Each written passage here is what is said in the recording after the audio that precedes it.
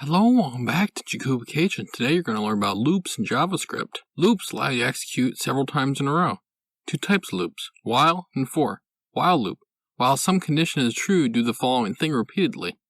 Stop doing the things when the condition is no longer true. While example. Let num equals 10, while num greater than 0, console.log high, and then you subtract 1 from num, this will print high 10 times.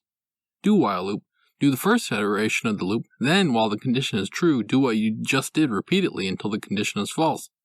Do while example. Same while loop we had on the previous slide, except you'll always do the first iteration, and then you'll stop once num is greater than 0. For loop with counter.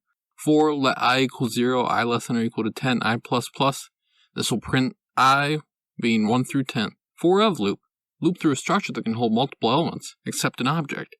For of loop example. Let nums equals 1, 2, 3. For let num of nums, print out num, which will print 1, 2, and then 3. For of with objects. Let O equals A map to 1, B map to 2. Type error, O is not iterable.